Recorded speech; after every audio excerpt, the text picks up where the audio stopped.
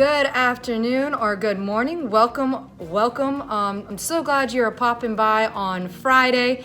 My name is Kelsey Oates. I am a co-host of the podcast My Spectrum Life. Today we're going to be going into a little bit more about tantrum and meltdowns. If you remember on Wednesday with Jessica's video, she talked about how to make a list of triggers. Today I have Ms. Camp with me.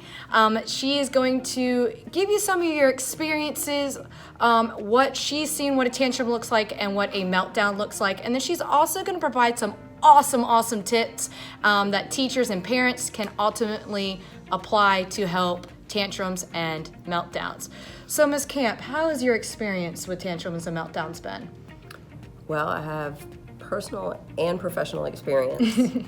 Right now I'm currently a resource teacher, but I have taught self-contained as well as resource. And years ago I was in a ED or emotional behavioral self-contained classroom, and we had a lot of meltdowns and tantrums there. A lot of what people don't understand is the difference between a kid or a student that's BAD versus ED. And the BAD kid is the one that you're going to see the tantrum from. Right. The ED kid is the one you're going to see the meltdown from. Right. That's not to say that they won't have tantrums, but the majority of what you see, it's fueled and driven by different, or motivated by different things or aspects. Right. For a student that has a tantrum, Right. that's more of the outward expression of whatever emotion it is. And most times it's going to be anger, or their lack of receiving what they want. Right. They are motivated by not getting that something that they desired, and that it's driven by the anger emotions and sometimes a little bit of revenge. Yeah. They are more in that state. The tantrum is more of it's all about me. Right. What's important to me? What can I get out of it? Right. Some of the things that you might see from that are, a student that's being stubborn. They won't give even a little bit. There's a perceived gladness or happiness when they're hurting or hurting the feelings of Right. the other person or teacher or whatever it is. So how do you deal with it? Well, for tantrums, it's gonna be more of they want the audience. They like to have people watching them and seeing what they're doing. So removing that audience, maintaining the expectation, whatever it was that caused or happened right before the tantrum, maintaining that, ignoring most of it, ignoring everything that you can. Obviously, if they're in a self-injurious or they might be violent towards somebody else, then you can't ignore that. Right. But ignore what you can. That person needs to release their tension. Right. And if you can provide a safe individual space for them, whether it be removing them from the class or removing the class from them, giving them that room to be able to release that tension safely. Awesome. So what's a meltdown then? So to me, because I thought meltdown was the same thing as tantrum. So what's a meltdown? It can look very, very similar. Okay.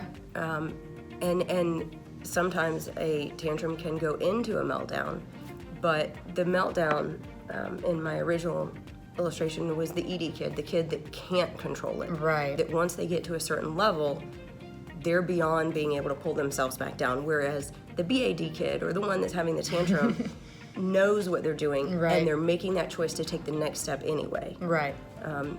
The meltdown is initiated or motivated by a variety or too much emotion, an overload of the emotion, the feelings, or just the outside stimuli in general.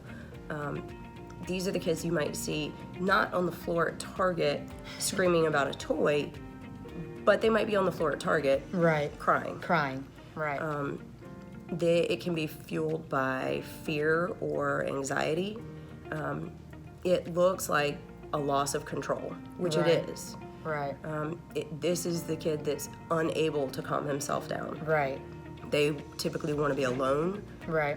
whereas the one that's tantruming wants the audience, wants Correct. everybody to see what's happening. Right. In a meltdown, once it's over or even coming towards it, the end of it, the student or the child is apologetic, they're sorry for the things that they've done or the way Right. that they acted. they need to know that you're still going to be there no matter what. That's right. That's very important. Because with meltdowns, as she pointed out, meltdowns, you're going to want to be there. They need that sense of security. And then how do you deal with it? They also need a safe space Right. to be able to release that energy or that fear. Right. And no judgment whatsoever. No judgment. For this child, it's completely beyond their ability to control it. Right. They need that safe space, physical and emotional safe space. They also need to be able to let those emotions go. In both cases, you have to process what happened afterwards. Right. The child that has the meltdown is going to come back to you and want to talk to you, and will initiate that conversation with you. Whereas the one that has the tantrum is just as happy to give you the silent treatment until you force it. That's right. Thank you so much, Miss Camp. As you know, tantrum and meltdown's a little different. She gave you some tips in how to help those two different incidences. And as always, make sure you come find us at 8 p.m. Eastern Time on Monday for our next podcast. Thank you.